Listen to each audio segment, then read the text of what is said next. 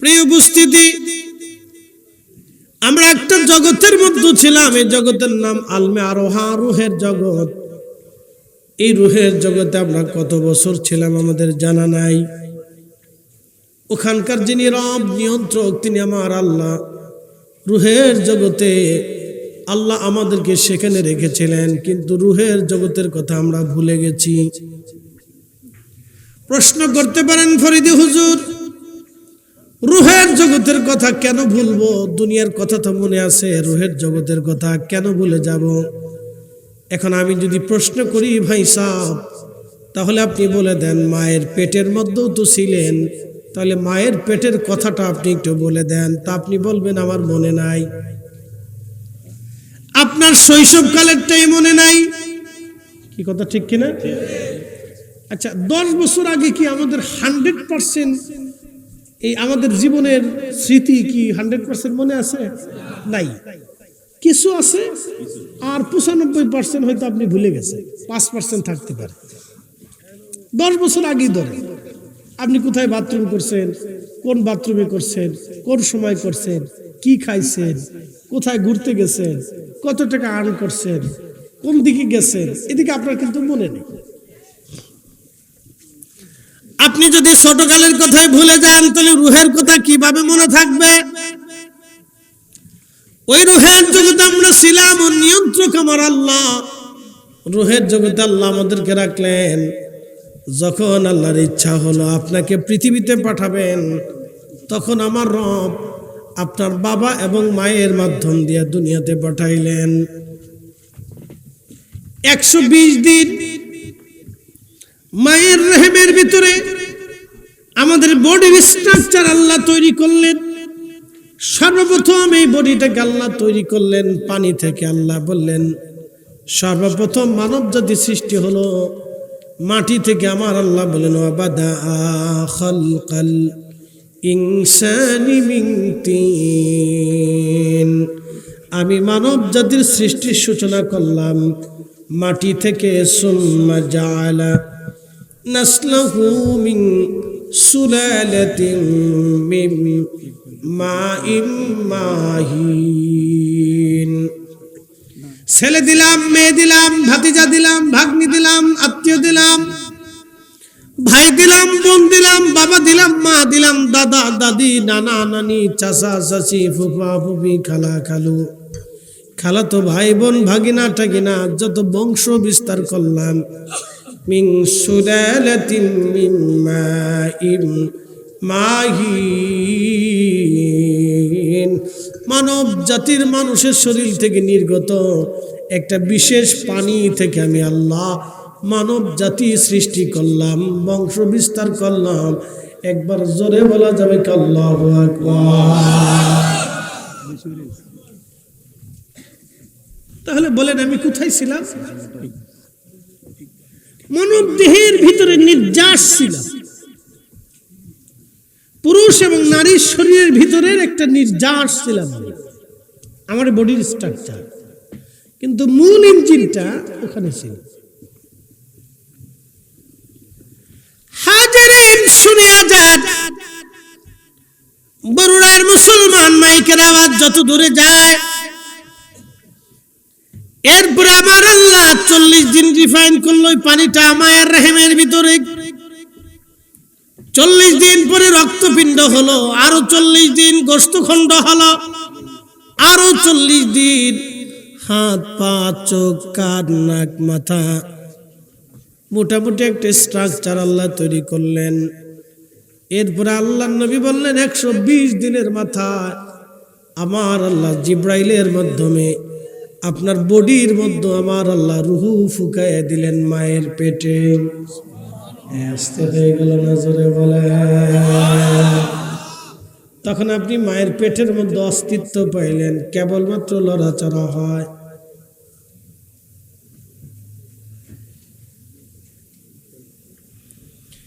কেবলমাত্র লড়াচড়া, মায়ের পেটের ভিতরে কেবলমাত্র লড়াচড়া হয়।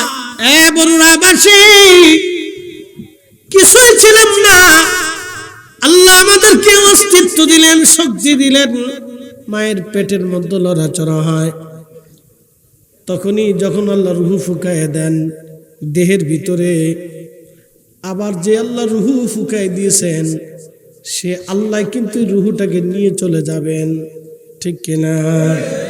খাসার ভিতর চিন পাখি কেমনে আসে যায়,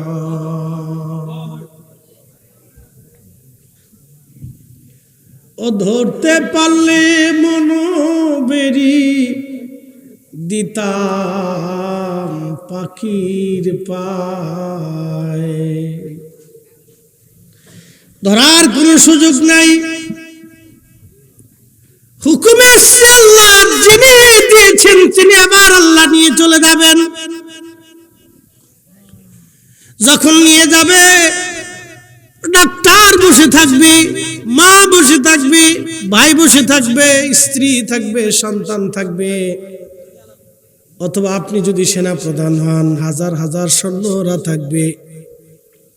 লক্ষ লক্ষ সৈন্যদের ভিতর থেকে যিনি আপনাকে নিয়ে চলে যাবেন, আল্লাহ কোরআনে বলে দিলেন হাবিব উম্মতকে জানান, কুল ইন্নাল মাউতাল্লাযী।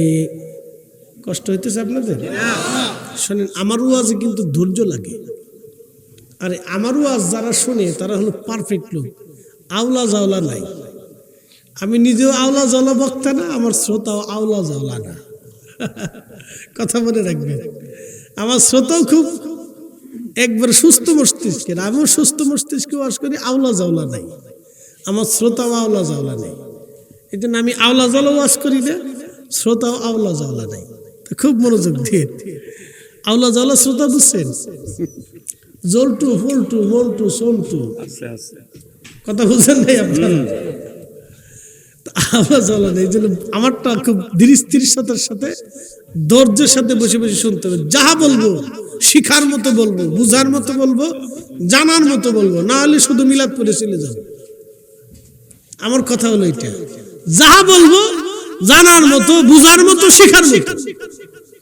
আল্লাহ তৌফিক দিক, সকলে বলে না আমি। আল্লাহ জাল্লাহ বলে সময় নষ্ট করে লাভ নেই ভাই, কারণ জীবনের অনেক দাম।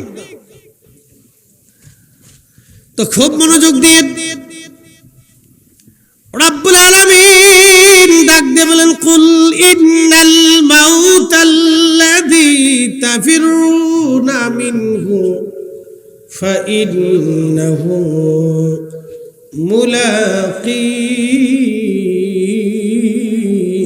মুলাকীকুম।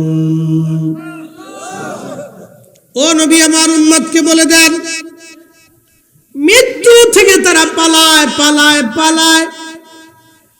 হুজুর বলে দেন, মরণ থেকে পালাইতে পারবে না, এই মরণ তার সাথে মোলাকাত করবে। আচ্ছা আপনারা বলেন তো, যখন রুহু আল্লাহ নিয়ে চলে যান, রুহুটাকে কি দেখা যায়? অথচ 40 বছর আপনার বডির ভিতরে, কি কথা কন না কে? আমার পাশে ভাইজান, আমার পাশে দুইজন আলেম, শুধু স্ট্রাকচার দেখতেছেন কিন্তু ভিতরে জন দেখা যায় না।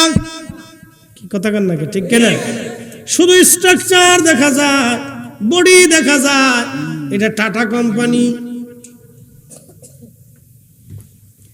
বডিটা বাংলাদেশে তৈরি হয়, ইঞ্জিন আনা হয় ভারত থেকে। আমাদের বডি হয় মায়ের পেটে, ইঞ্জিন আনা হয় রুহের জগৎ থেকে। 4 রঙের মশলা দিয়া যে কইরাছে তোর গঠন, 4 রঙের মশলা দিয়া। আগুন পানি মাটি বাতাস একই যোগে করিয়া প্রকাশ। আগুন পানি মাটি বাতাস একই যোগে করিয়া প্রকাশ। একসাথে বলবেন আল্লাহু আকবার। দেখিলি না তুই কইরা তালাশ, ওরে দেখিলি না তুই কইরা তালাশ, কোন জায়গা সে মহাজন, ঠিক কিনা? চার রঙের মশলা দিয়া যে কইরাছে তোর গঠন, চার রঙের মশলা দিয়া।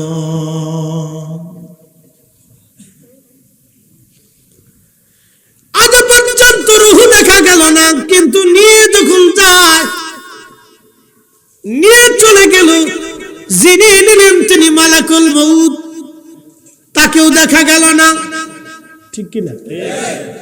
যার হুকুমে নিল তিনি রব্বুল আলামিন, তাকেও দেখা গেল না। এখানে এসে প্রশ্ন নাস্তিকদের সাথে, নাস্তিকরা বলে সবই একা একাই চলে। কি কথা কন না কে? নাস্তিকরা বলে কোনো মালিক নাই, প্রভু নাই, স্রষ্টা নাই, কিচ্ছু নাই, প্রকৃতির নিয়মে চলে। তাহলে প্রকৃতির নিয়মে যদি সবই চলে, তাহলে মরা দেহটা চলে না কে? কি কথা কন না কে? তো এইটার আমরা মাটি দেব কে?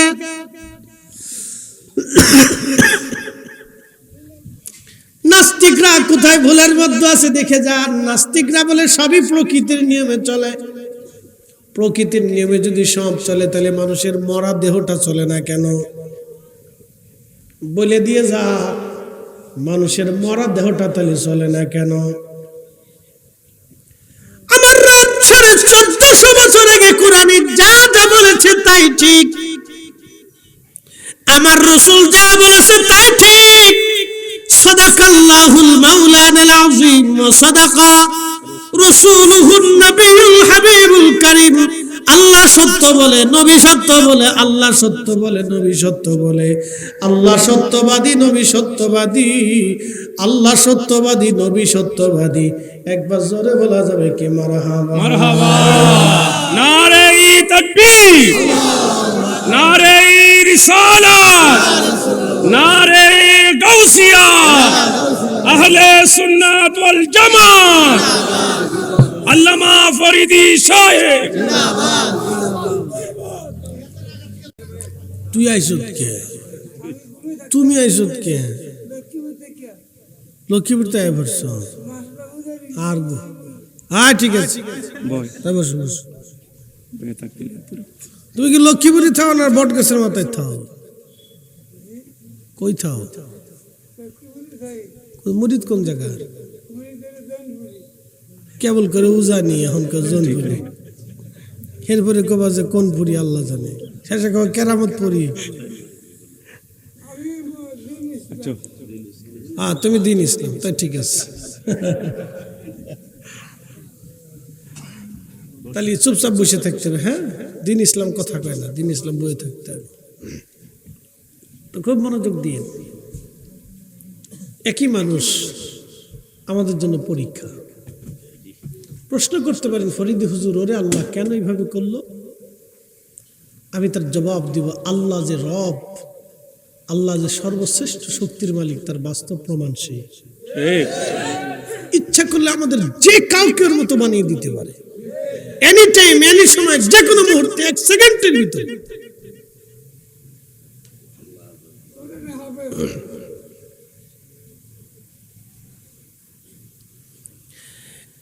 একসাথে জোরে বলে আল্লাহু আকবার। তাহলে রুহু যিনি নিলেন তিনি মালাকুল মউত, যার হুকুমে নিলেন তিনি আল্লাহ। রুহু দেখা গেল না, যে নিয়ে গেল তাকেও দেখা গেল না, যার হুকুমে নিয়ে গেল তাকেও দেখা গেল না, যে জগতে নিল সেই জগতও দেখা গেল না। কিন্তু গেল সত্য, নিল সত্য, যিনি নিলেও তিনি সত্য, যার হুকুমে নিল সেও সত্য, যে জগতে নিল সেই জগৎ সত্য, যাকে নিল সেও সত্য। কথা বলেন ঠিক না বেঠে? আল্লাহ চিনতে হলে বেশি দূরে যাওয়া লাগে না, আপনার নিজের দিকে তাকালে আল্লাহ চিনে যাবেন। অতএব নাস্তিকরা ভুল থিমের মধ্যে আছে, তারা অনেক বড় ভুলের মধ্যে আছে। 120 দিনের মাথায় আমার রব, আমার আল্লাহ, আমার আল্লাহ, আমার আল্লাহ ডাক দেখে জিব্রাইল, বান্দার জন্য 4টা জিনিস তুমি বাধ্যতামূলক লিখে দাও। এক নাম্বার, সে কোন জায়গা মারা যাবে, কোন অবস্থায়, কোন সময়, কোন মুহূর্তে, কিভাবে তুমি বান্দার জন্য লিখে দাও। ওয়ামা তাদরি নাফসুম বিআইয়ি আরদিন তামুত। বান্দার জন্য লিখে দাও সে কোথায় মারা যাবে, কোন হালতে, কোন অবস্থায়, কোন মুহূর্তে মারা যাবে লিখে দাও। আমি আল্লাহ ছাড়া তার হালত কেউ জানে না। মৃত্যুর নিয়ন্ত্রণ আল্লাহ তার নিজের কাছে রাখলেন। এটা যদি আমাদের কাছে দিতেন তাহলে সর্বনাশ হয়ে যাইত। কিন্তু একটা কথা শুনে রাখবেন, আমাদের সবার জন্য আল্লাহ নির্ধারিত করে দিয়েছেন। আমার রসুলের জন্য ছিল অনির্ধারিত। আমার নবী যতদিন চাইতেন ততদিন হায়াত, নবী না চাইলে চলে যেতে পারতেন। একসাথে বলা যাবে আল্লাহু আকবার। পৃথিবীতে একজনকে আল্লাহ সুপ্রিম পাওয়ার দিয়েছেন, তিনি নবী। মুসা নবীর কাছে আজরাইল আইছে। আজরাইল কি জন্য আইসা? মুসা আলাইহিস সালাম আল্লাহ আজরাইলকে ডাক দেখে, আজরাইল কোন কারণে আইছো? আজরাইল ডাক দেখে আল্লাহর হুকুমে আসছি নিয়ে যাওয়ার জন্য, আল্লাহর হুকুমে আসছি নিয়ে যাওয়ার জন্য। আজরাইল আলাইহিস সালাম রে মুসা আলাইহিস সালাম একটা ঘুষি মারছে।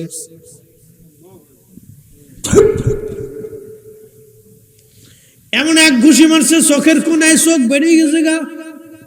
একসাথে বলবেন আল্লাহু আকবার। এটা আমি বলিনি, সহিহ হাদিস, বুখারী শরীফ, সূরা নাসির ভিতর আসছে। মুসা আলাইহিস সালাম রে আজরাইলের চোখের মধ্যে ঘুষি মারছে, দিছেন একটা, চোখ বেরিয়ে গেছে। চোখটা ধরে লিয়ে আল্লাহর কাছে গেছে। এখন প্রশ্ন করি, জবাব দেবে। আজরাইল কি মাটির তৈরি না নূরের তৈরি? এই আলো কি মাটি না নূর? তো আলো যদি নূর হয় তাহলে আপনি আলোরে ঘুষান তো, দিন বেড়ে ফিটাইতে থাকে, আলোর কি ফিটেনি লাগবো? তো মুসা আলাইহিস সালাম আজরাইলের ঘুষি মারলো, তো চোখ বেরিল কেমনে?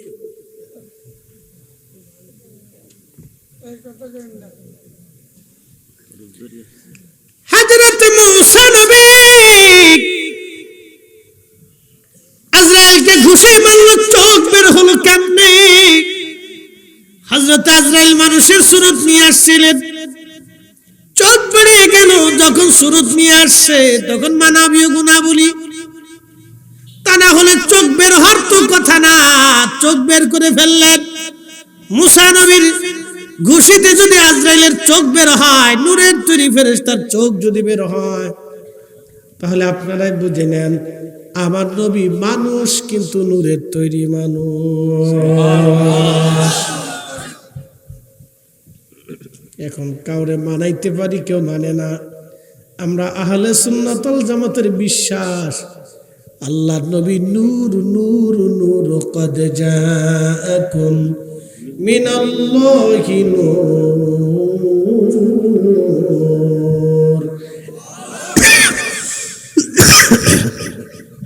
এখন কেউ মানে না। এখন না মানলে কি ফিরিতি আর মুরিদি, এটা জোর করে হয় না।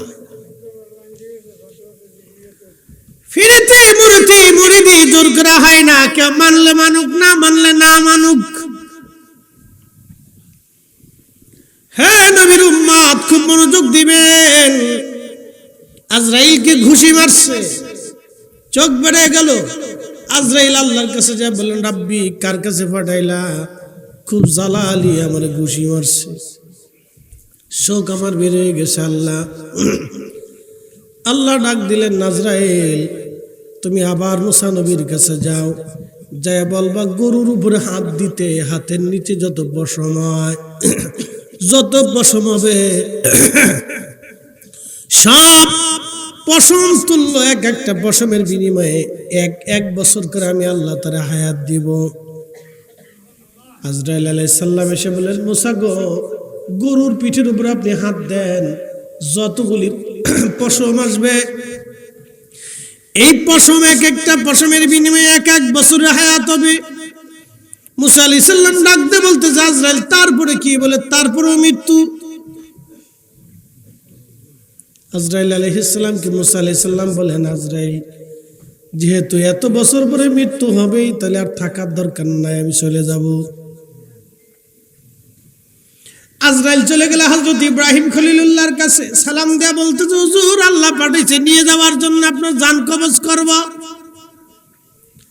ইব্রাহিম ডাক দিয়ে বলতেছে, আজরাইল আল্লাহকে যা বলো, কোন বন্ধু কি বন্ধুর জান কবজ করেনি? সুবহানাল্লাহ।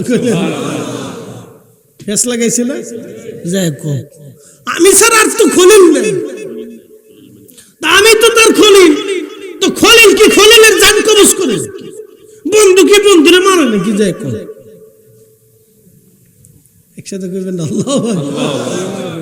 আজরাইল চলে গেছে। বলেন, আপনি আপনার খলিল বলেছে বন্ধু কি বন্ধুর জান কবজ করেনি? আল্লাহ ডাক দেখে, আজরাইল বন্ধুরে যা বলো, বন্ধুরে বন্ধু ডাকলে কি বন্ধু না আসেনি? ফেস লাগছে না আবার? আল্লাহ সাথে হেকমতুল আর কেউ আছে? এক আর এক কাজ দিয়ে দিচ্ছে। কি আজরাইল কি খবর? খবর আল্লাহ বলছে বন্ধুরে বন্ধু ডাকলে কি বন্ধু না যায়নি? এবার ইব্রাহিম কয়, তাহলে আর দেরি করো না, তাড়াতাড়ি নিয়ে চলো। আমার নবীর কাছে আজরাইল এবং জিবরাইল দুইজন আসছে। আমার রাসূলের কাছে এসে জিবরাইল আলাইহিস সালাম বসলেন, আজরাইলও বসলেন, খুব ধীর স্থির ভাবে আদবের সাথে। বর্তমান যেখানে রওজা শরীফ, এটাই ছিল আমার নবীর হুজরা মোবারক, এইখানে বসে গেলেন। বাম পাশে একটা দরজা, বাবে জিবরাইল, এই দরজা দিয়ে জিবরাইল আলাইহিস সালাম আসতেন। নবীজির খেদমতে দুইজন বসলেন। জিবরাইল সালাম দিয়ে বলেন, ইয়া রাসূলুল্লাহ, আপনার এখানে মনে হয় আমার শেষ আশা, আর কোনোদিন ওহী নিয়ে আপনার দরজায় আর আসার সুযোগ আমার না আর হবে না গো নবীজি। আজ জিবরাইল কি হয়েছে বলো? বলে, ইয়া রাসূলুল্লাহ, আল্লাহ এমন একজনকে আপনার কাছে পাঠাইছে যিনি সন্তানকে এতিম বানান, বাবা মার কোল থেকে সন্তান কেড়ে নিয়ে যান। হুজুর মালাকুল মউত আসছে, আপনার সঙ্গে কথা বলতে চায়। নবীজি বললেন, বলো কি কথা বলবে? মালাকুল মউত সালাম দিয়ে বলেন, ইয়া রাসূলুল্লাহ, আল্লাহ আমাকে পাঠিয়েছেন আপনার খেদমতে। হুজুর আপনার আগে এবং পরে এমন সুপ্রিম পাওয়ার আর কারো হবে না। আল্লাহ আমাকে হুকুম দিয়েছেন, আপনি অনুমতি দিলে আমি আপনাকে জান কবজ করে আল্লাহর কাছে নিয়ে যাব।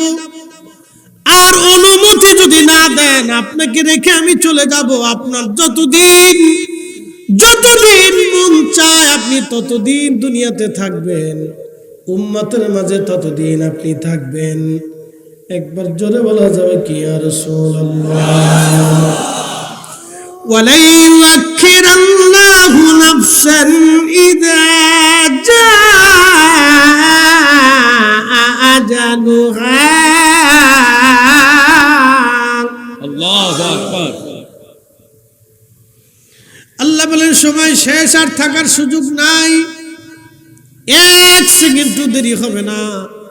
কিন্তু আইন আমার রাসূলের বেলায় ভিন্ন, সবার বেলা এক আইন, নবীর বেলায় ভিন্ন আইন। এই জন্য উনি হাবিবুল্লাহ, উনার খুশিতে আল্লাহ খুশি। হাবিবুল্লাহ মানে বন্ধু, খুশিতে বন্ধু খুশি। না না, একসাথে বলেন, আরো জোরে জোরে জোরে। আল্লাহু আকবার। ইব্রাহিম খলিলুল্লাহ, তিনিও খলিল। খলিল মানেও বন্ধু, হাবিব মানেও বন্ধু। খলিল তাকে বলা হয় যে খলিল আল্লাহকে খুশি করতেন। ইব্রাহিম আল্লাহকে খুশি করতেন, এই জন্য উনি খলিলুল্লাহ। আর আমার নবীকে আল্লাহ খুশি করতেন, এজন্য তিনি হাবিবুল্লাহ। একসাথে বলবেন না সুবহানাল্লাহ। এই জন্য আল্লাহ বলেন, وللآخرة خير لك من الأولى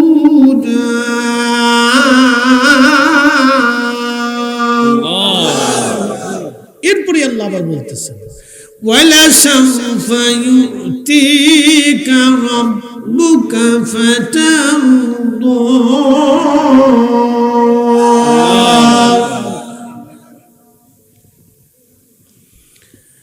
وللآخرة خير لك من الأولى হুজুর আপনার প্রথম থেকে শেষ ভালো হবে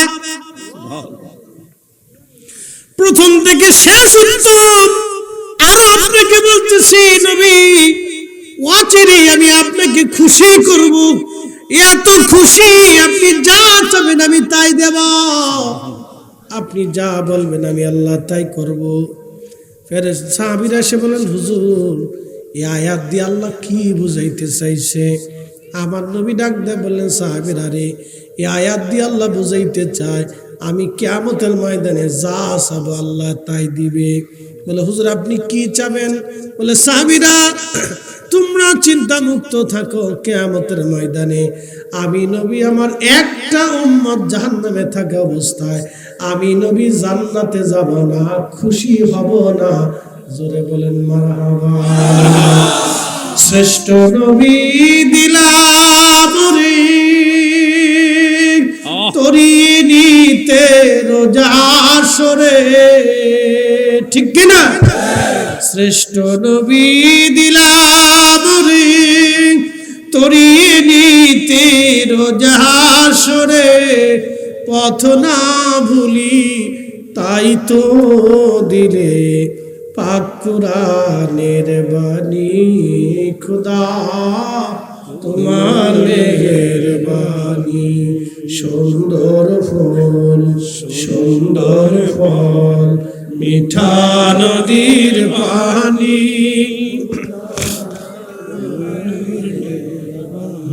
খোদা তোমার মেহেরবানি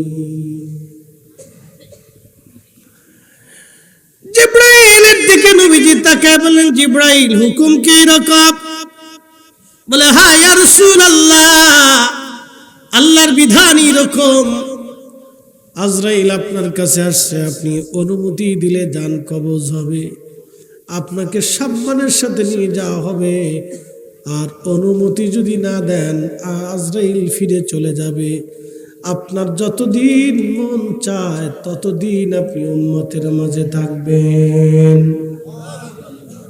কিন্তু ইয়া রাসূলুল্লাহ আল্লাহ আপনার অপেক্ষায় আগ্রহী একসাথে বলবেন মারহাবা আপনি একটু চিন্তা করেন তো আল্লাহর সাথে রাসূলের ব্যবহারটা কত চমৎকার ছিল আপনি শুধু সেন্স এতটুকু রাখেন যে তিনি মালিক আল্লাহ কি কারো কাছে দায়বদ্ধ মুখাফিক কি আল্লাহুস সামাদ আল্লাহুস সামাদ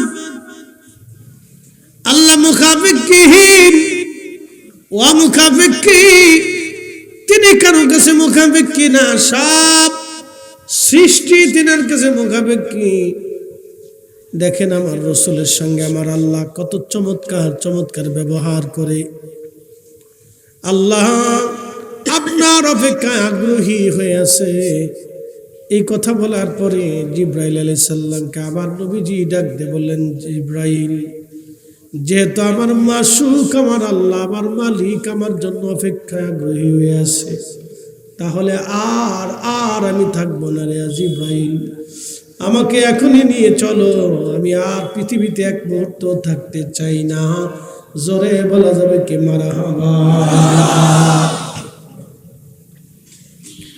তিনি নবী আমাদের নবী কুল কায়নাতের নবী সব নবীদের নবী সব রাসূলের রাসূল সব ইমামের ইমাম সৃষ্টির ফাউন্ডেশন তিনি রাহমাতুল লিল আলামিন তিনি সাইয়্যিদুল কাউনাইন তিনি ইমামুল মুরসালিন তিনি হাবিবুল্লাহ তিনি সাহেব মেহশার তিনি মাকামে মাহমুদ ওয়ালা তিনি হাউজে কাউসার ওয়ালা তিনি জান্নাত ওয়ালা তিনি সাহেব কুরআন সুবহানাল্লাহ। সুবহানাল্লাহ। তিনি আপনার আমার জামিনদার। যেদিন আল্লাহ রাব্বুল আলামিন, সেইখানে আমার নবী রাহমাতুল লিল আলামিন। আল্লাহ হচ্ছে আরশের মালিক, আরশওয়ালা।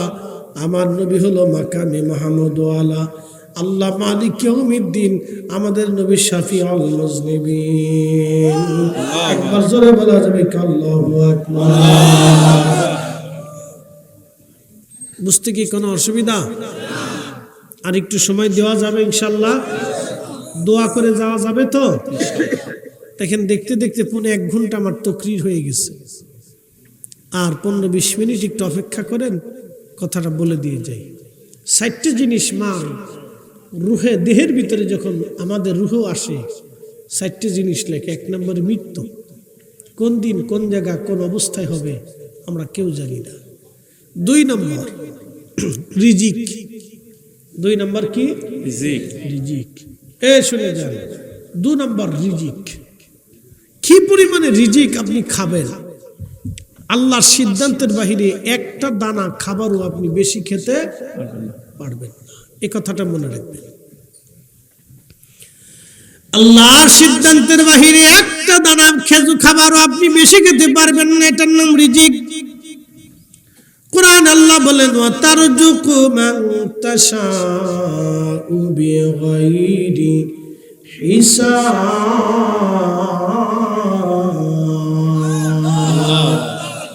আমি যাকে খুশি তাকে অগণিত রিজিকের মালিক বানায় দেই। রিজিকের মালিক বানায় দেই। আমাদের দেশে যারা হাজার হাজার কোটি টাকার মালিক হয়ে গেল, 1 নম্বরই করে হোক আর 2 নম্বরই করে হোক, যারা কোটি কোটি টাকার মালিক হয়ে গেছে, আচ্ছা আপনারা বলেন, প্রত্যেকদিন একজন মানুষের কয় সের চাল লাগে? একটু হিসাব করছি, কয় সের লাগে? একজন মানুষ কত সের চালের ভাত খায়? সর্বোচ্চ 1 সের। 1 পোয়া চালের ভাত খাওয়া যায়? মাইরি ফেলছে। তাহলে মাটি কাটা লাগবে, ঠিক আছে না? তাইলে মাটি কাটা লাগবে, তাও খেতে পারবে না। আমি হাফ কেজি ধরলাম, সারাদিনে হাফ কেজি। হাফ কেজি করে যদি হয় 365 দিনে কত কেজি হলো? 365 দিনে 1 বছর কত কেজি?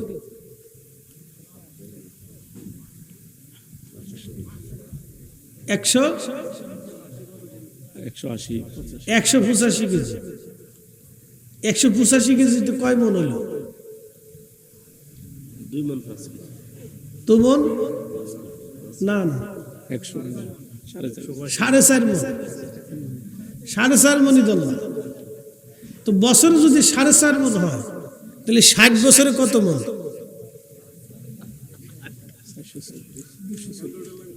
না, 60 বছরে কয় মণ? বেশি না তো, 4 মণ করেই ধরেন। 4 6 24, 270 মণ। হ্যাঁ, হিসাব এসে গেছে। তাহলে সারা জীবনে একজন মানুষ 270 মণ খায়। 1 মণের দাম কত বর্তমান বাজারে? 3000। তাহলে 270 দিয়ে 3000 গুণ দেন, হিসাব কষে দিয়ে যাই একটা মানুষের কি পরিমাণ চাল লাগে। হ্যাঁ, সারা জীবনে 8,10,000 টাকার চাল হলে সারা জীবনের চালের মামলা শেষ। আধা কেজি করে হইলে, তাও আধা কেজি করে হইলে, আধা কেজি করে হলে 8,10,000। 8 লাখ টাকার চাল খায় সারা জীবনে সে। 8 লাখ টাকার চাল হলে তার সারা জীবন চলে যায়। তাহলে যেই মানুষ 1000 কোটি টাকা চুরি করলো, এই লোক বাকি টাকা কই রাখবে? আর বাকি টাকা দিয়ে কি করবে? কিয়ামতের ময়দানে তাকে প্রত্যেকটা টাকার হিসাব বুঝে দিয়ে তারপরে জান্নাতে যেতে হবে। 18 কোটি মানুষ সেই দিন মামলা করবে, আল্লাহ ও আমার হক মেরে রেখেছিল, টাকা দিয়ে যাবার পর। ঠিক ঠিক জোরে বলেন, কোন রাস্তা নাই। বলে দিয়ে গেলাম, 8 লাখ টাকার চাইল হলে একজন মানুষের সারা জীবন চলে যায়। এই জন্য বাবাজি আল্লাহর ওলি যারা ছিল তারা দুনিয়া বিরাগী, কথা ঠিক কিনা? দুনিয়া বিরাগী হয়ে গেছে। অ্যাটেনশন, যেহেতু ওয়াজটা আসছে তো করে দিয়ে যাই। বিশ্ববিখ্যাত আল্লাহর ওলি মালিক ইবনে দিনার, তিনি মদ পাইছিলেন, মদ খাইতেন, ট্যাক্স আদায় করেছিলেন। ট্যাক্স বুঝতে তো পারছেন? ওই যে বর্তমানে ট্যাক্স আদায় করে না, খাজনা আদায় করতেন। আগে তো ট্যাক্স ছিল না, খাজনা করত, তো খাজনা উঠাইতেন। অনেক টাকার মালিক, 2 নম্বরে 3 নম্বরে করে টাকা পয়সা কামাই করছে। এখন তো সিস্টেম খুব বালা, সিস্টেম খুব বালা, যে সিস্টেম টাকা নেওয়ার সিস্টেম। সেদিন দেখলাম খবরে এক সরকারি কর্মকর্তা এই ঘুষ খায়, কিস্তির সাথে খায়, কিস্তি নিয়ে খায়, আবার খাওয়ার সময় নেওয়ার সময় টেহা নেওয়ার সময় গুনে গুনে নেয় আর ফতোয়া দেয়, গুনে নেওয়া সুন্নত। কি বুঝলেন? গুনে নেওয়া সুন্নত। কি সুরের সুর চিন্তা করেন, এই সুরে আবার ফতোয়াও দেয়, গুনে নেওয়া সুন্নত। তো শোনেন, আপনাদেরকে আজকে একটা কথা বলে দিয়ে যাই। পৃথিবীতে আমরা যা কিছু করি না কেন, অবশ্যই আল্লাহর দরবারে আমাদের ফয়সালা হবে, আল্লাহর কাছে আমাদেরকে দাঁড়াইতে হবে এবং হিসাব আমাদেরকে বুঝে দিতে হবে। যদি হিসাব চান তাহলে ধ্বংস হওয়া ছাড়া আর কোনো রাস্তা নেই। আর যদি আল্লাহ মাফ করে দেন তাহলে মাফ। কথা কোন ঠিক কিনা? একসাথে বলেন আল্লাহু আকবার। না হয় না, আরো জোরে বলেন, তো মনোযোগ দেন। হযরত মালিক ইবনে দিনার আল ইরাকি আল বসরি মদ খাইতেন এবং খুব নেশা করতেন। তিনি অনেক সম্পদের মালিক। তা একদিন তিনি ওয়াজ করতেছে, একজন লোক দাঁড়ায় বলল, হে মালিক ইবনে দিনার, তোমার জীবন পরিবর্তন কেমনে হলো? অথচ কয়েক বছর আগেও তোমাকে মদ খাইতে দেখেছি, এখন তুমি ওয়াজের মঞ্চে বসে বসে ওয়াজ করো, কারণ কি? মালিক ইবনে দিনার বললেন, ও আল্লাহর বান্দা, ঠিক বলছো, আমি একদিন মধু পেয়েছিলাম, মদ খাইতাম আমি, তা আমার জীবন পরিবর্তন হয়েছে একটা কারণে। বলে কারণ কি বলবানি? বলে হ্যাঁ, কারণটা হলো আমি এত পরিমাণে মধু পেয়েছিলাম যে বরাতের রাত্র, কদরের রাত্র আমি ইবাদত বাদ দিয়ে সারা রাত্র মদ খাইতাম। এত নিকৃষ্ট। তা আমি মদ পান করতেছি, আমার ছোট্ট মেয়েটি আমার সাথে খেলাধুলা করতো, দৌড়াদৌড়ি করতো, আমাকে ছাড়া কখনো সে থাকতো না। তো মেয়েটা দৌড়ায় এসে এসে মদের ছোট ছোট বোতলগুলি ফেলে ফেলে দিত। আমার কাছে খুব ভালো লাগতো, মেয়েটা মদের বোতলগুলি ফেলে ফেলে দিত, পেয়ালা ফেলে ফেলে দিত। আমার এই ছোট্ট মেয়েটি, আমি কদরের রাত্রিবেলা মদ পান করতেছি, মেয়েটা মদের বোতলগুলি ফেলে ফেলে দিল। পরের বছর আমি কদরের রাত আসছে, কদরের রাত আসার পরে আমি রাত্রিবেলা আবার মদ পান করতেছি, কিন্তু মদের বোতলের দিকে তাকায় তাকায় আমি কাঁদতেছিলাম, কারণ মাত্র 3 মাস আগে আমার মেয়েটা মারা গেছে। মেয়েটার শোকে আমি কাঁদতেছি, মাত্র 3 মাস আগে মেয়েটা মারা গেল। আজকে যদি বেঁচে থাকতো তাহলে আজকে রাত্রেও আমার মদের বোতল ফেলে দিত। কেঁদে কেঁদে আমি ঘুমিয়ে পড়েছি, স্বপ্নের করে দেখতেছি কিয়ামত কায়েম হয়ে গেছে। কঠিন হাসরের মাঠ, কোটি কোটি মানব, চারিপাশে আগুন, জাহান্নামের লেলিহান শিখা, প্রচন্ড গর্জন, পাগল পড়া হয়ে গেলাম। হাসরের মাঠ কায়েম হয়ে গেল। এই মাঠটা দেখার পরে আমি লক্ষ্য করলাম একটা বিরাট বড় অজগর সাপ, চোখ কানো, কপালের উপর তিলক, খুবই ভয়াবহ বিভৎস তার চেহারা। সে এসে আমাকে তাড়া করতেছে ধরার জন্য। আমি ওই সাপটাকে বাঁচার জন্য খুব দ্রুত গতিতে দৌড়াইতেছিলাম। আল্লাহর নবী বলেন, আমার উম্মত রে, জাহান্নামের সাপ, কবরের সাপ এত ভয়াবহ হবে, একবার যদি কামড় দেয় 40টা বছর বিষের ক্রিয়া চলতে থাকবে। আর ওই সাপটা এত ভয়াবহ, ও যদি পৃথিবীর মধ্যে এসে একবার নিঃশ্বাস ছাড়তো, তামাম পৃথিবীর নিঃশ্বাসে বই নিঃশ্বাসের কঠিন বিষাক্ত ক্রিয়ার কারণে তামাম পৃথিবীর বায়ুমণ্ডল দূষিত হয়ে যাইত। কল্পনা করতে পারবে? ওই সাপ যদি একবার পৃথিবীতে নিঃশ্বাস দিত, তামাম পৃথিবীর বায়ুমণ্ডল বিষাক্ত হয়ে যাইত। হযরত মালিক ইবনে দিনার বলতেছেন, দুনিয়ার মানুষরে, আমি সেই সময় পাগল পারা হয়ে দৌড়াইতে লাগলাম সাপ থেকে বাঁচার জন্য। বহু দূরে যায় দেখলাম একজন বৃদ্ধ লোক বসা, সুন্দর কাপড় চোপড় পরা। ওই বৃদ্ধ লোকের পাশে আমি যাই বললাম, হে আল্লাহর বান্দা, একটা অনেক বড় অজগর সাপ আমাকে তাড়া করতেছে ধরার জন্য, তুমি আমাকে সাহায্য করো। তখন এই বৃদ্ধ ডাক দেয়া বলল, মালিক ইবনে দিনার, তোমাকে সাহায্য করার মতো শক্তি আমার নাই, অতএব তোমার চিন্তা তুমি করতে থাকো। মালিক ইবনে দিনার বলেন, আমি আরো দৌড়াইতে লাগলাম, কিন্তু পারি না, কষ্ট হচ্ছে আমার। বহু দূরে যাওয়ার পরে আমি লক্ষ্য করলাম একটা সুন্দর আলিশান প্রাসাদ। সুন্দর ওই প্রাসাদ দেখে আমি দৌড়াই গেলাম। যেতে যেতে দেখি ওই প্রাসাদের ভিতরে হাজার হাজার লক্ষ লক্ষ ছোট ছোট বাচ্চারা খেলাধুলা করতেছে। প্রাসাদের একজন ফেলে দিয়ে বলল, একজন আল্লাহর বান্দা বিপদগ্রস্ত হয়ে গেছে, তার কোনো আমানত বুঝি প্রাসাদের মধ্যে আছে, সে আমাদের দিকে দৌড়ে আসতেছে, দরজা খুলে দাও। দরজা খুলে দেওয়া হলো। আর ওই ফেরেশতা ঘোষণা দিয়ে বলল, কে তোমরা, তাড়াতাড়ি বের হও হে বাচ্চারা, একটা লোক দৌড়ে আসতেছে, তাকে সাহায্য করা লাগবে। লক্ষ লক্ষ বাচ্চারা আমার দিকে দৌড়ে আসতে লাগলো। আমি দৌড়ে প্রাসাদের দিকে যেতে লাগলাম। যায় দেখি আমার সেই ছোট্ট খুকি মেয়েটা, কলিজার টুকরা সন্তান, ওই প্রাসাদের মধ্যে লক্ষ লক্ষ বাচ্চাদের সাথে দৌড়ে আসতেছে। দৌড়ে আসার পরে বাচ্চা আমাকে জড়িয়ে ধরলাম, আমি বসে পড়লাম, কোলে নিলাম। সাপটা কাছে আসার পরে আমার মেয়েটা সাপটাকে তাড়া করলো। সাপ দূরে পালায় চলে গেল। মেয়েটা আমাকে জড়িয়ে ধরছে, আমি কোলের মধ্যে বসে রইলাম। ছোট্ট মেয়েটা আমার দাড়িগুলি চুলগুলি লাড়িয়ে লাড়িয়ে দিচ্ছিল আর বলতেছিল, আব্বু তোমার কি এখনো সময় হয় না, এই খারাপ কাজ থেকে তুমি ফিরে আসবা বাবা। আমি বললাম, মারে, আজকে হাসরের মাঠে কঠিন এই বিপদের দিনে ওই সাপটা কি?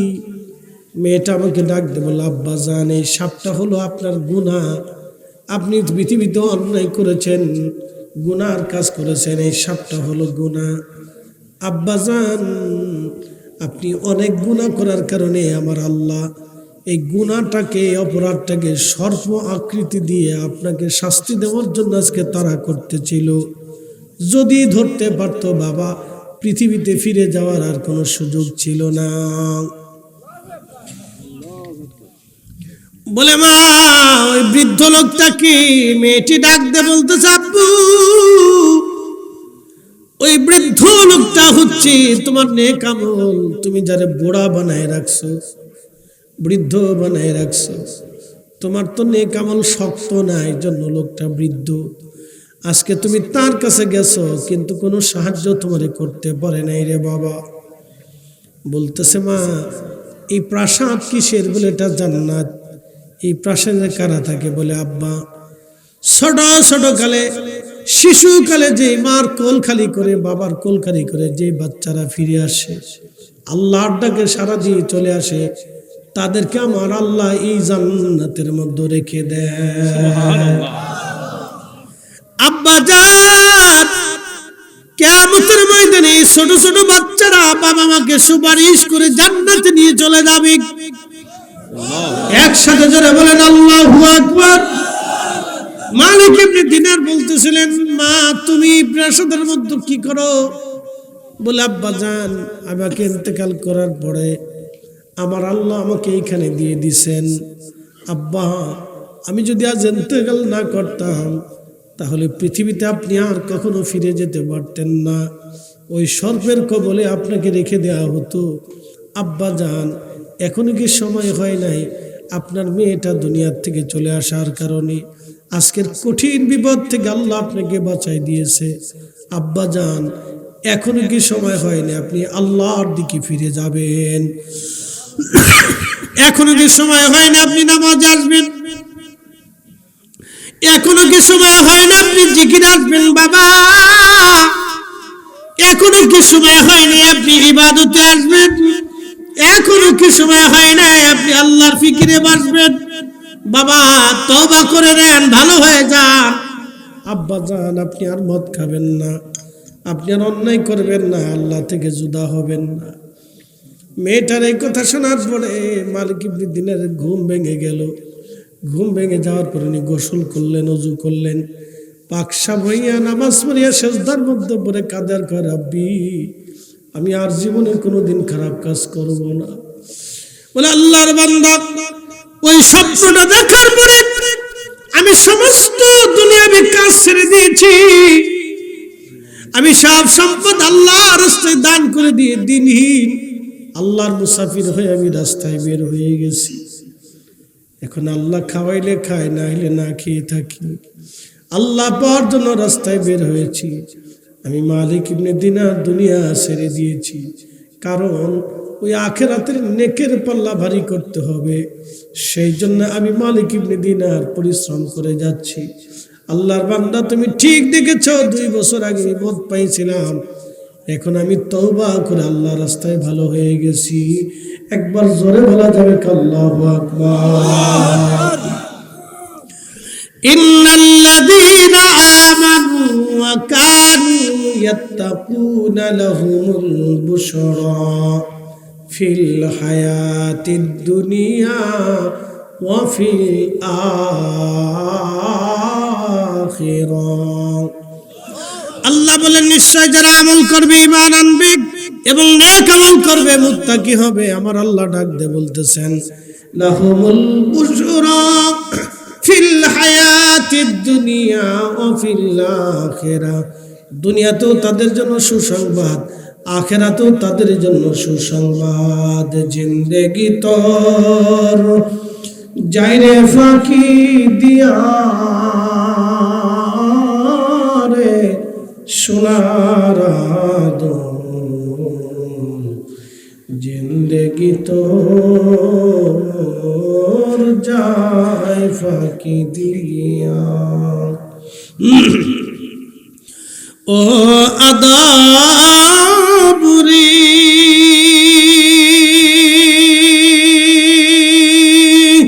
কাবিনের কোলেতে কাল ঘুমেতে রইলি তুই, সারা নিশি কাটাইলি তুই ঘুমাইয়া ঘুমাইয়া রে সোনার আদম, জিন্দেগি তোর যায় ফাঁকি দিয়া।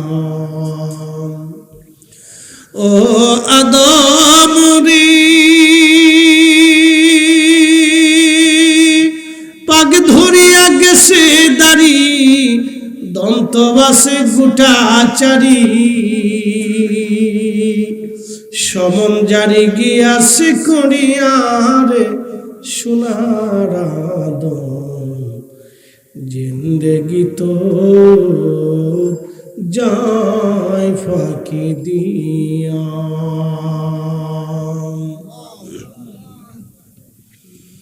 হাজিরিন ফিরে আসি আল্লাহর পথে, ফিরে যাব কার কাছে? আল্লাহর কাছে। ফিরে যেহেতু চলে যেতেই হবে, কিছু নিতে হবে।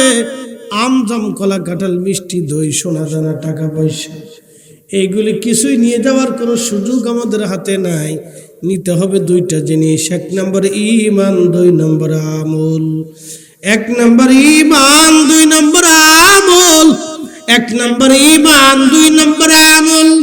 আল্লাহ বললেন ইন্নাল্লাযীনা আমানু ওয়া الصالحات أولئك هم خير البرية ইমানে আমলে যারা পাকা সৃষ্টির মধ্যে তারা সেরা সৃষ্টির মধ্যে তারা সেরা একসাথে জোরে বলবেন কি আল্লাহু আকবার মানুষ মরে যাওয়ার 24 ঘন্টা পরে পায়খানার রাস্তা দিয়ে পোকা বের হয়ে আসে মানুষ মারা যাওয়ার 24 ঘন্টা পরে পায়খানার রাস্তা দিয়ে পোকা বের হয়ে আসে ওই পোকা তামাম শরীরে ছড়িয়ে যায় ছড়িয়ে যে এই পোকাটা মানব শরীরে ছড়াইয়া দুর্গন্ধ ছড়াইতে থাকে এই প্রচন্ড দুর্গন্ধে মানুষ কাছে যেতে পারে না সবাই পাগল পারা হয়ে যায় তাড়াতাড়ি করে খাটিয়ায় করে নামাও কবরে দিয়ে দাও গোসল করাইয়া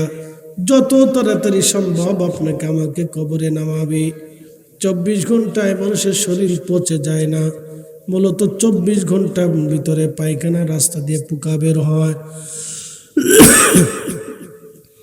যদি আল্লাহর বান্দা কামিল হয় তাহলে পোকা আসবে না একসাথে বলবেন আল্লাহ যদি আল্লাহর বান্দা কামিল হয় পোকা আসবে না শরীর পচবে না নষ্ট হবে না যদি আল্লাহর নবী কবুল করে নেয় তাহলে সে জান্নাতি জান্নাতি জান্নাতি একবার জোরে বলা যাবে কি মারহাবা মারহাবা জান্নাতি জান্নাতি জান্নাতি জান্নাতি আল্লাহ এই সমস্ত বান্দাদেরকে কোরআনে ডাক দিলেন ইয়া আইয়াতুহান নাফসুল মুতমাইন্না তুরজিই ইলা রাব্বিকি রাদিয়াতাম মারদিয়া হে নফসে মুতমাইন্না তুমি আসো আমি আল্লাহর দিকে আসো আমি আল্লাহর সন্তুষ্টির দিকে চলে আসো আমি আল্লাহ তোমার উপরে খুশি আসো আমি আল্লাহ তোমার উপরে খুশি তুমি আসো ফাদখুলি ফি ইবাদি ওয়াদখুলি জান্নাতি আমার ইবাদত গুজার বান্দা আমার ওলি আমার বন্ধু আমার সন্তুষ্ট প্রাপ্ত বান্দাগুলি যে জান্নাতের মধ্যে তুমি সেই জান্নাতে চলে আসো এই জন্য কারো কারো কবর আল কবরু রাউজাতুম মিন রিয়াজিল জান্নাহ কারো কারো কবর আল্লাহ জান্নাতের বাগান বানায় দেয় না না জোরে বলেন আল্লাহু আকবার কারো কারো কবর আল্লাহ কি করে দেয় জান্নাতের বাগান বানায় দেয় আমাদের দেশে এক দল আছে আমিন আছে না ভাই আছে আমাদের দেশের যে আরবেরটা বলতেছি আরবেও কিন্তু মক্কাতে আমিন মদিনাতে আমিন একসাথে সবাই পড়তেছে আবার হানাফি যারা তারা পড়ে না মালিকেরা পড়ে না অনেকে পড়ে না কিন্তু শাফিঈ মাযহাবের যারা তারা জোরে আমিন বলে আমিন বাংলাদেশে যারা আছে একদল এরা বলে কি জানেন নি এদের একটা বদ আকীদা আছে চরম বদ আকীদা তাদের মারাত্মক বদ আকীদা তাদের তারা বলে মুহাম্মাদের কবর মুহাম্মদ সাল্লাল্লাহু আলাইহি সাল্লামের কবর কবরই বলা লাগবে রওজা বলা হারাম নবীর কবরকে রওজা বলা যাবে না রওজা বলা যাবে না আমার রাসূলের কবরকে যারা রওজা মানে না আমরা মনে করি তারা মুসলমানই হতে পারে না ঠিক কি না এগুলি ইহুদিদের দালাল আচ্ছা বলেন কোরআন শরীফ মিথ্যা হবে জি না চেঞ্জ হবে পরিবর্তন সংযোজন বিয়োজন কোন সুযোগ আছে নাই রব বলেছেন ফাদখুলি ফি ইবাদি ওয়াদখুলি জান্নাতি আল্লাহু আকবার আরে নবীর উপরে ঈমান আনার কারণে উম্মতের কবর যদি রওজা হয় আল্লাহ আল কবরু রাউজাতুম মিন রিয়াজিল জান্নাহ ইমাম বুখারী ইন্তেকাল করছে 16 বছর তার কবর থেকে বেহেশতের ঘ্রাণ আসছে সুবহানাল্লাহ তার কবরের মাটি পর্যন্ত ঘ্রাণ হয়ে গেল 16 বছর পর্যন্ত তার কবরের মাটি পর্যন্ত ঘ্রাণ হয়ে গেল তো মানুষ ওই মাটি নিয়ে যেত, সুঘ্রাণ তো মাটি নিয়ে যেত। তো মাটির ভিতরে বরকত ছিল, বিভিন্ন বরকতের আশায় নিলে বরকত আল্লাহ দিত, কারণ এটা বরকতময় মাটি, তো বেহেশতের ঘ্রাণ, মাটি পর্যন্ত ঘ্রাণ হয়ে গেছে। আপনি বুঝতে পারছেন তাহলে কি দামি মাটি, ঘ্রাণ হয়ে গেছে। তো মাটি নিতে নিতে নিতে নিতে নিতে নিতে নিতে নিতে নিতে বহু মাটি 16 বছরে চলে গেছে। তো এক আল্লাহর ওলি একদিন জিয়ারতে এসে দেখে সর্বনাশ, এইভাবে মাটি নিলে তো কবরই থাকতো না। তো ওই সময় দাঁড়ায় বলতেছে, রাব্বি, আপনি যদি এইভাবে সুঘ্রাণ বাহ্যিকভাবে রেখে দেন তাহলে মানুষ মাটি নিতে নিতে শেষ করে ফেলবে। আল্লাহ, আপনি সুঘ্রাণ বন্ধ করে দেন। ওই দিন থেকে আল্লাহ সুঘ্রাণ বন্ধ করে দিলেন। আচ্ছা বলেন, বুখারি দামি না নবী দামি? নবী। জোরে বলেন। নবী। বুখারি দামি না সাহাবীরা দামি? জোরে বলেন। সাহাবী। ভয় নাই, ভয় নাই, জোরে বলেন। কোটি কোটি ইমাম বুখারীকে যদি এক পাল্লায় দেন, আর হযরত আবু বকরের জুতা আর এক পাল্লায় দিল, ওই জুতার ওজনের সমান হবে না, ঠিক কি না? কোটি কোটি বুখারী, কোটি কোটি বিলিয়ন কোটি বুখারী এক পাল্লায় দিবেন, আর হযরত আবু বকরের জুতা মোবারক আর এক পাল্লায় দিয়ে দিবেন। সাহাবী, সাহাবী রাসূল, এই উম্মতের সর্বশ্রেষ্ঠ ব্যক্তি সিদ্দিক আকবর। নবী নিজে তাকে সিদ্দিক বলেছেন, সত্যবাদী বলেছেন। উহুদে পাহাড়ের উপর রাসূল বসছেন, সহিহ বুখারী হাদিস। তো পাহাড় কাঁপতেছে, আল্লাহর নবী পাহাড়ের উপরে পা মুবারকের পিছনের অংশ দিয়ে আঘাত করলেন, আঘাত করে বললেন, হে পাহাড় থামো, উহুদ থামো, তোমার উপরে একজন নবী, একজন সিদ্দিক, দুইজন শহীদ উপস্থিত।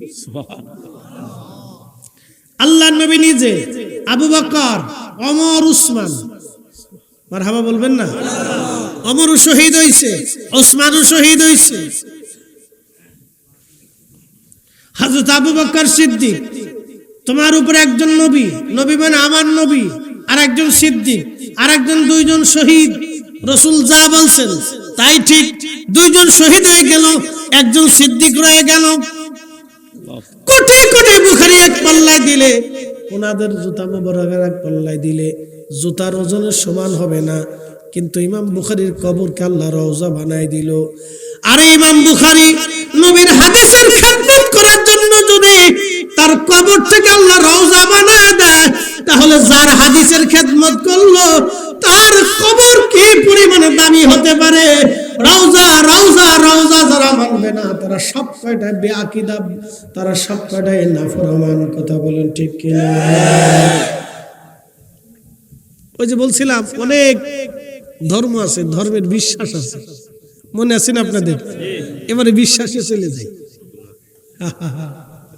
তাহলে যারা বুকে হাত বেঁধে নামাজ পড়ে তাদের বিশ্বাস মুহাম্মদ সাল্লাল্লাহু আলাইহি সাল্লামের কবর, কবর বলতে হবে, রওজা বলা যাবে না। তাহলে আপনি কি মনে করেন, ওর পিছনে নামাজ পড়ার সুযোগ আছে না?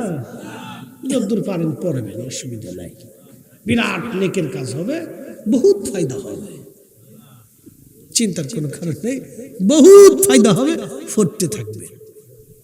আমার দেশের কিছু যুবকরা বুঝে সুঝে না, মনে করছে একবারে বিরাট বড় বুজুর্গ। শোনেন, আপনারা বুঝে পা বাড়াবেন। এদের আকীদা আবার আরেকটা বদ আকীদা আছে। মুহাম্মদ সাল্লাল্লাহু আলাইহি সাল্লামের আব্বা আম্মা দুইজন কাফের।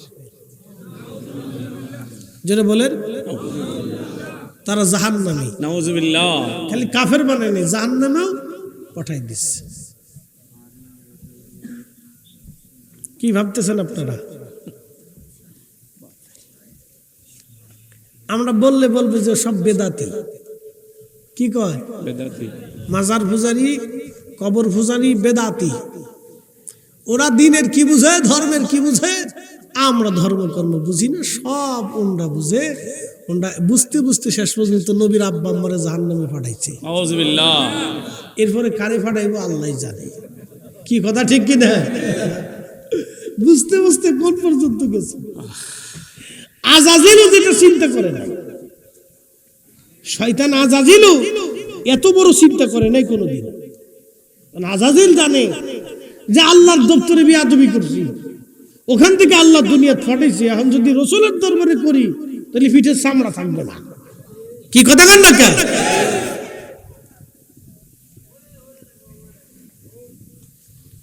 মুসলমানদের দ্বিতীয় ওমর ইবনে আব্দুল আজিজ, যাকে মুসলমানদের দ্বিতীয় ওমর বলা হয়, তিনি হযরত ওমরের নসল, হযরত ওমরের বংশধর, হযরত ওমর ইবনে আব্দুল আজিজ। খুব মনোযোগ দেন। আল্লামা ইমাম জালালউদ্দিন সুয়ুতী রাহমাতুল্লাহ আলাইহি আল হাবিলিল ফতোয়া মাসালিকুল হানাফা বিওয়ালিদাইল মুস্তাফা এর রিসালার মধ্যে তিনি লেখেন, ওমর ইবনে আব্দুল আজিজ ইসলামের প্রথম মুজাদ্দিদ। একসাথে বলবেন না মারহাবা। ওমর ইবনে আব্দুল আজিজ, যিনি মুসলমানদের দ্বিতীয় ওমর, তিনি এক গভর্নরকে তিনি তলব করলেন। তো উনি মুসলিম মিল্লাতের খলিফা। কত বড় খলিফা বলি? বর্তমানে ইরান, ইরাক, ইয়ামান, ওমান, কুয়েত, কাতার, দুবাই, বাহরাইন, সৌদি আরব, জর্দান, ফিলিস্তিন, Lebanon, Libya, Tunisia, Algeria, Morocco, Sudan, এরপরে আফ্রিকার আরো আনুষঙ্গিক দেশ সহ বিরাট মুসলিম মিল্লাতের খলিফা।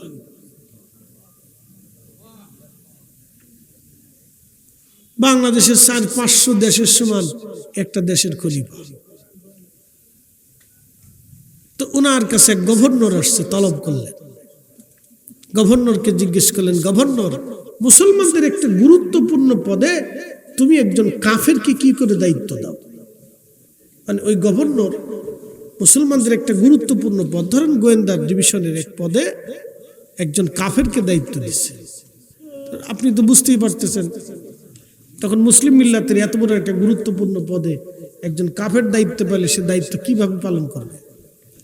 নিশ্চয় খ্রিস্টান কাফেরদের কাছে তো তথ্য বিক্রি করে দিবে। তো খলিফা তাকে জিজ্ঞেস করলেন, গভর্নর, তুমি কি করে এত বড় গুরুত্বপূর্ণ একটা পদে কাফেরকে দায়িত্ব দিলে? তো গভর্নর জবাব দিচ্ছে, খলিফাতুল মুসলিমিন, আল্লাহ আপনাকে মাফ করুন, আপনি কি জানেন না নবীজির আব্বা আম্মাও কাফের ছিল?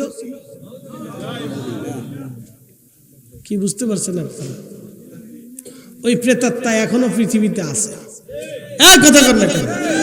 তখনও ছিল, এখনো কিয়ামত পর্যন্ত। ও না থাকলে তো আমরা হক বাতিল বুঝতাম না। কথা ঠিক কিনা? ও আছে বিধে আমরা হক বাতিল বুঝি।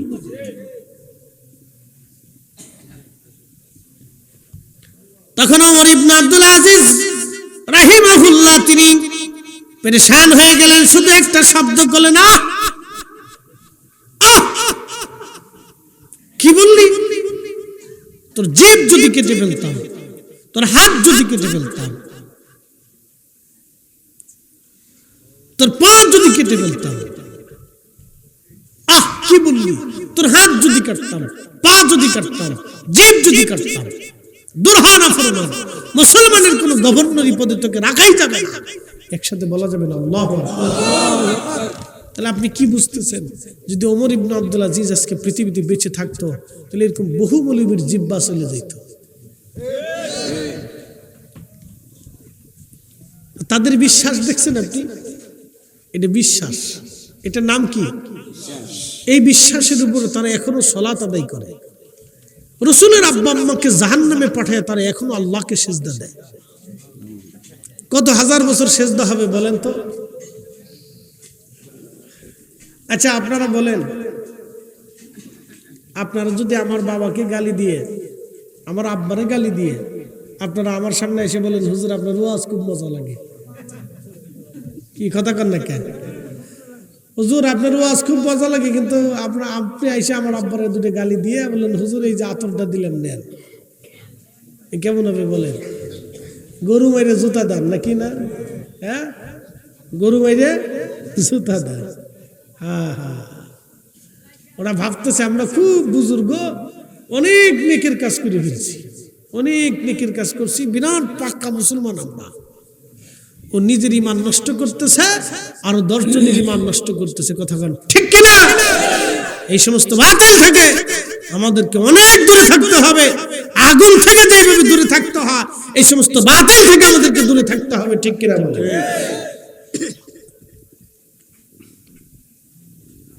কতটা ইমান বিধ্বংসী বক্তব্য আপনি শুনলে গা শিহরে উঠবে। আচ্ছা, জাহান্নামে যাওয়ার জন্য কত বছর লাগে? জাহান্নামে যাওয়ার জন্য কত হাজার বছর গুনাহ করা লাগে বলেন তো?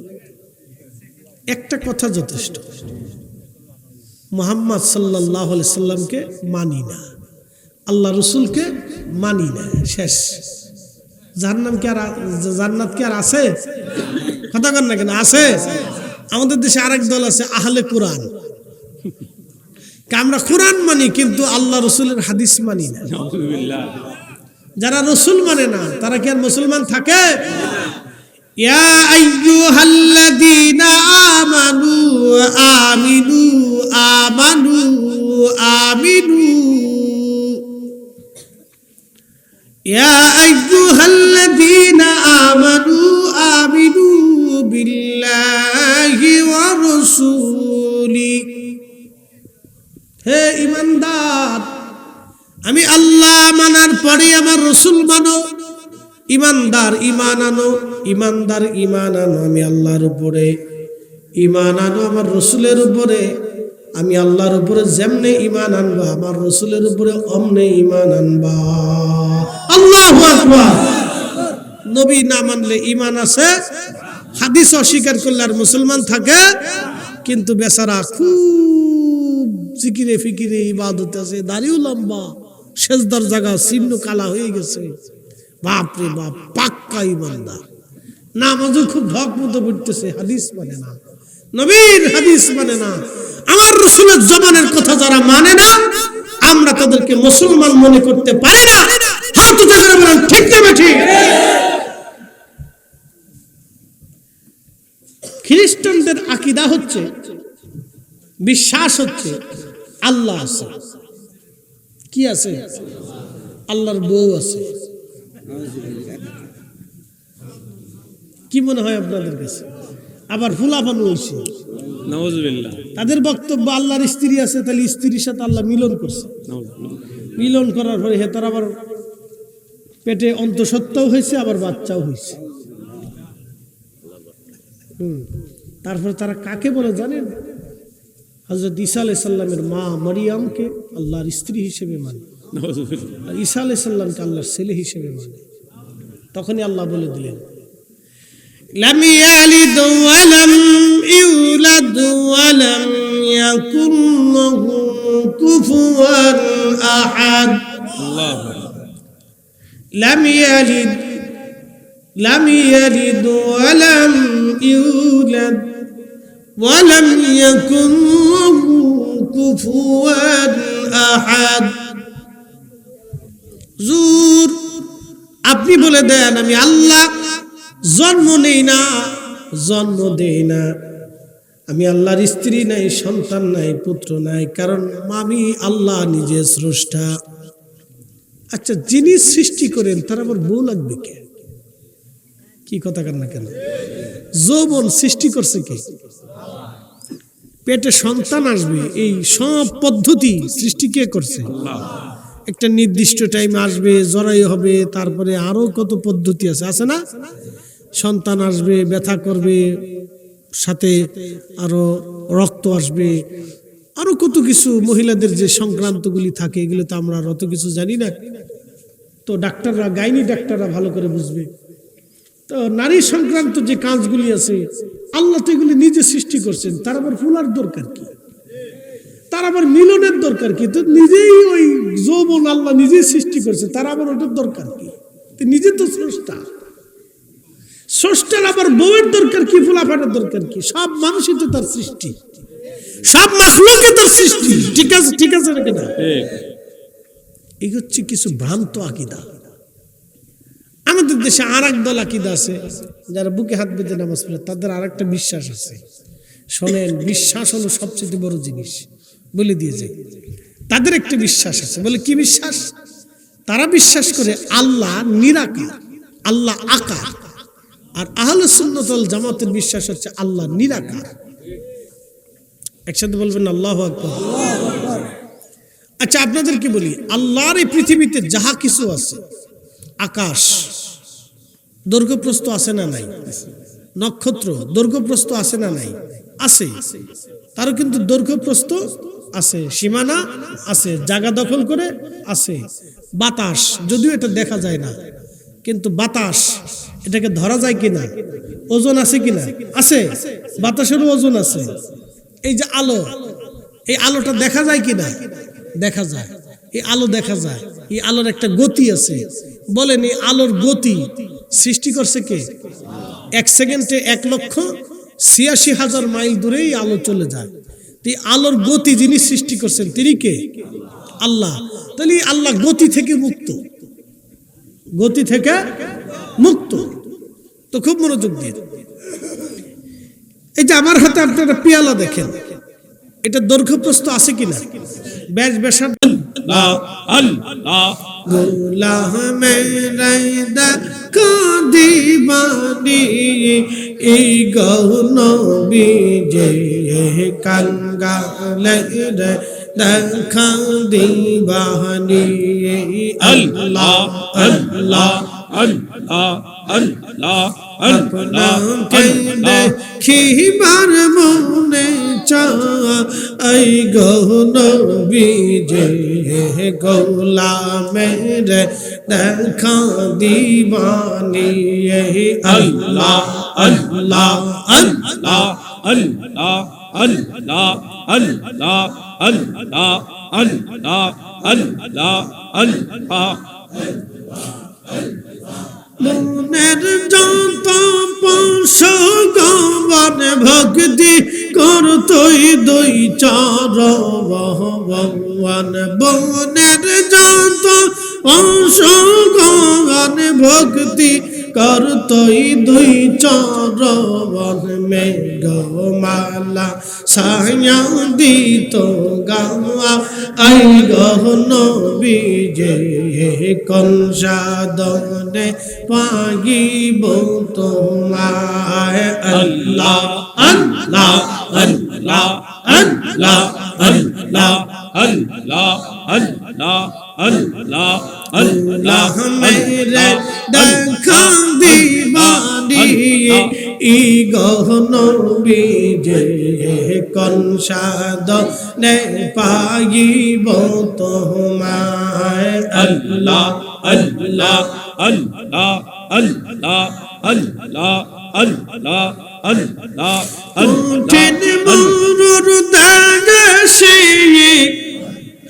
রাখালিয়ার বয়সে বকরি চারান বহন জঙ্গলা আই গহনবী যে কোন সাধনে পাইব তোমায়। আল্লাহ আল্লাহ আল্লাহ আল্লাহ আল্লাহ আল্লাহ আল্লাহ আল্লাহ আল্লাহ দেখা দিবানি ই গহনবী যে কোন সাধনে পাইব তোমায়। আল্লাহ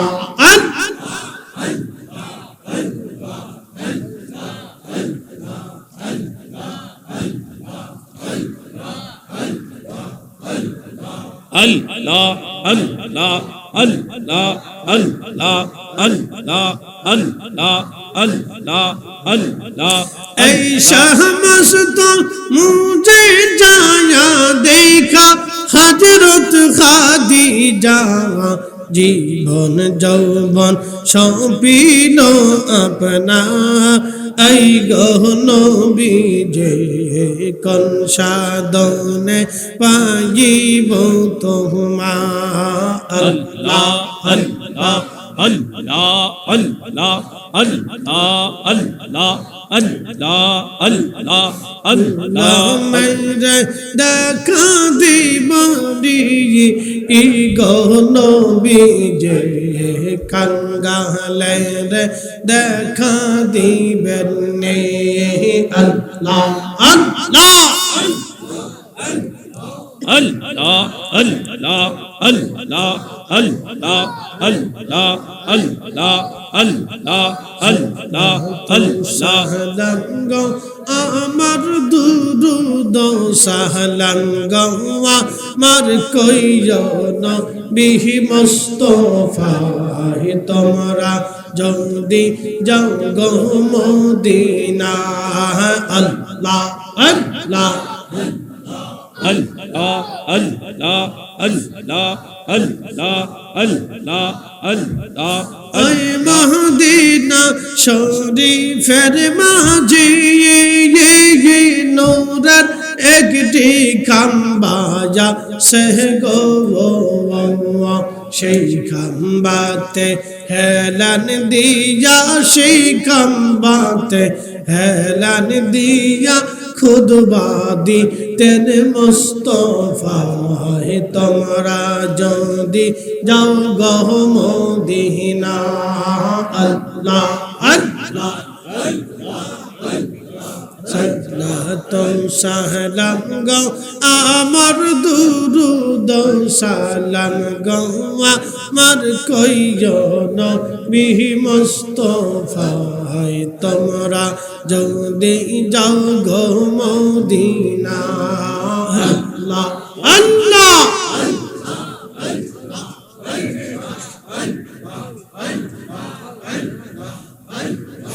ওই মদিনা শরীফের মাঝে নূরের একটি রওজা আছে গো সেই রওজাতে ঘুমিয়ে আসেন সেই রওজাতে ঘুমিয়ে আসেন দিনের নবী মুস্তাফা তোমরা যদি যাও গো মদিনা আল্লাহ আল্লাহ আল্লাহ আল্লাহ আল্লাহ আল্লাহ আল্লাহ আল্লাহ আল্লাহ আল্লাহ আল্লাহ আল্লাহ আল্লাহ সালাতুম সালাম গো আমার দুরুদ সালাম গো আমার কইও নবী মুস্তাফা তোমরা যদি যাও গো মদিনা আল্লাহ আল্লাহ আল্লাহ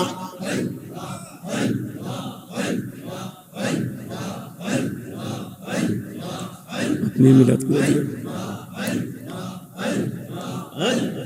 لا إله إلا الله محمد رسول الله صلى الله عليه وسلم